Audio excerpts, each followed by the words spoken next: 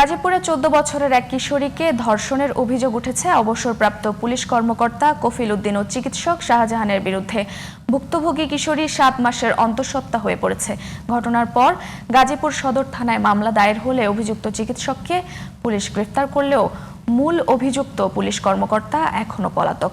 এদিকে ঘটনা ধামাচাপা দিতে লাখ টাকার বিনিময়ে আপোষ মীমাংসার প্রস্তাব দেওয়ারও অভিযোগ উঠেছে। গাজীপুর প্রতিনিধি আব্দুল্লাহ আল মামুনের রিপোর্টে বিস্তারিত জানাচ্ছেন SKN রেশমা। কেসারেন শেকড় থেকে শিখরে। গাজীপুর সিটি কর্পোরেশনের 22 নম্বর ওয়ার্ডের জাঙ্গালিয়া পাড়ায় বাবার সাথে বসবাস করত 14 বছরের কিশোরী নাজিফা। পরিবারের দাবি, দীর্ঘদিনের পরিচয়ের সুযোগে ওই বাড়িতে যাতায়াত ছিল পুলিশ কর্মকর্তা কফিল উদ্দিনের। গত 28 ফেব্রুয়ারি বাসায় কেউ না থাকার সুযোগে ঘরে ঢুকে জোরপূর্বক কিশোরীকে একাধিকবার ধর্ষণ করে সে।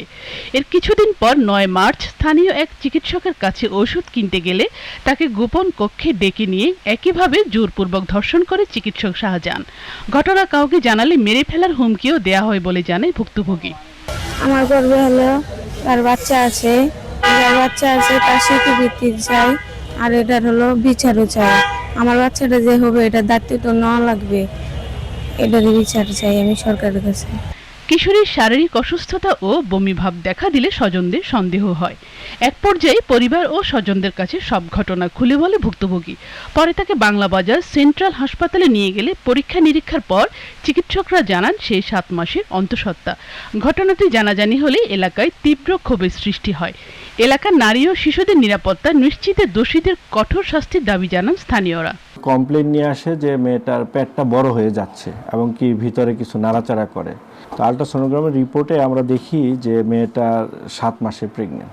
আজকে যদি এইখানে এই প্রতিবাদ না হয়, প্রতিটা ঘরে ঘরে দর্শকের জন্ম হবে। আমাকে 10 লাখ টাকা দিবেছে যে মামলা উঠে নিতে কইছে, অনেক হুমকি দিতেছে।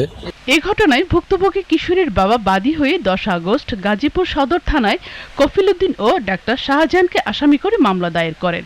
পরে 2 নম্বর আসামি চিকিৎসক শাহজাহানকে গ্রেফতার করলেও 1 নম্বর আসামি অবসরপ্রাপ্ত পুলিশ কর্মকর্তা কফিল উদ্দিন আত্মগোপনে চলে যায়।